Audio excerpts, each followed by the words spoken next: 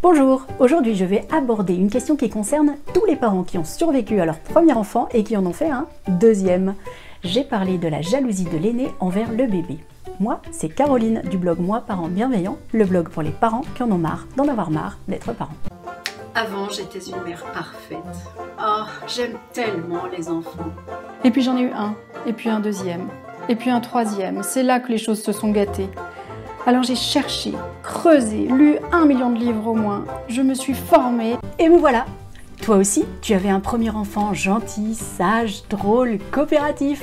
Et avec la naissance du bébé, il est devenu chiant, jaloux, insupportable. Il m'écoute plus, un peu difficile. En plus, il est grossier, il fait des colères monstres. Et puis tu verrais, je peux pas le laisser avec le bébé. Chaque fois que je le quitte des yeux, il en profite pour le pincer, le taper ou faire je ne sais quoi. Je vois. Pour bien comprendre ce qui se passe en lui, imagine que tu files le parfait amour avec ton chéri. Vous vivez une vraie lune de miel, il n'a Dieu que pour toi. Et puis un beau jour, le voilà qui revient à la maison avec une autre chérie et te voilà obligé de partager la personne de ta vie avec une autre. Possible que ça te mette un chouïa en colère. Possible. Et que ça te conduise à avoir un comportement pas franchement agréable avec l'intrus ou avec la personne de ta vie. Difficile d'en vouloir à ton aîné, non? Bon, ok, mais là, je fais quoi là? Parce que là, il est ingérable. Il laisse traîner son blouson neuf par terre en marchant, il traverse la route sans prévenir, il dit des gros mots, il a que 3 ans. Au lieu de focaliser sur ce que ton enfant fait, tu peux chercher à décoder l'émotion dans laquelle il est. Parce que si ton enfant se comporte mal, c'est tout simplement qu'il se sent mal et qu'il ne sait pas comment le dire autrement.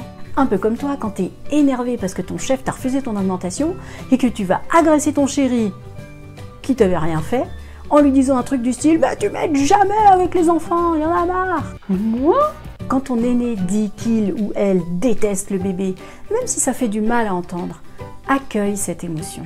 Je comprends que tu sois en colère contre le bébé, c'est vrai qu'il prend beaucoup de place quand il se comporte mal, sans pour autant mettre quiconque en danger.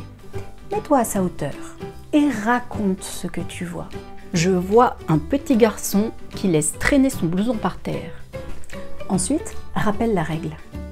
Tu sais que la règle, c'est de prendre soin de ses affaires. Et enfin, laisse-lui une chance de bien faire.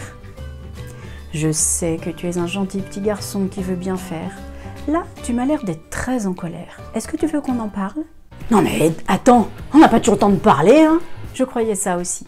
Et puis j'ai réalisé que si je voulais éviter de rentrer dans le conflit, par exemple lui mettre son blouson de force, le crier, le gronder, voire le frapper, tout en évitant de lâcher prise et de le laisser traîner son blouson parce que ça m'horripilait, le plus rapide et le plus simple était d'écouter son émotion. Ça paraît dingue, mais chaque fois que je me suis dit que je n'avais pas le temps, ça s'est mal terminé. Et chaque fois que j'ai pris le temps, ça n'a duré que quelques minutes et tout est rentré dans l'ordre. Ça donnerait presque envie d'essayer. Mais bon, quand mon grand devient violent avec le petit là, je fais quoi? Quand l'aîné a des gestes violents envers le bébé, tu dois bien sûr les retenir, car le bébé, lui, n'a rien demandé, et il pourrait apprendre que la violence est normale.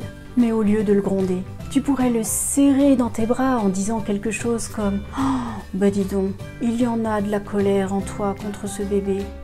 J'aimerais vraiment qu'on en parle. » Nommer les émotions, mettre des mots, permettent à l'émotion de diminuer car elle est reconnue. En plus, cela permet d'enseigner à l'enfant un autre moyen de gérer sa colère que par la violence. Bien sûr, il est important de dire à l'aîné que factuellement, on a un peu moins de temps pour lui qu'avant. Mais surtout, il faut qu'il entende qu'on a toujours autant envie de jouer avec lui, de partager du temps de qualité. Quand on prend du temps avec l'enfant, l'important, c'est de le laisser nous guider.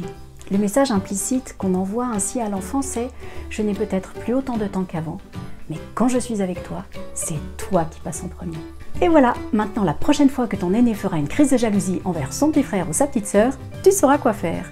D'abord, reconnaître qu'avoir un petit frère ou une petite sœur, c'est...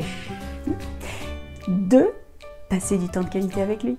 Si tu as aimé cette vidéo, c'est le moment de cliquer sur le pouce bleu. Oui, de la partager avec tous tes amis, surtout si ce sont des parents, surtout s'ils sont moins bons que toi. Oui, j'arrive mon grand, j'arrive, 2 minutes. Tu peux aussi t'inscrire à ma chaîne YouTube et bien sûr, oui. N'oublie pas de télécharger mon guide gratuit 5 outils pour gérer et limiter les crises avec bienveillance. Oui, allez, j'arrive, c'est bon, cette fois j'arrive.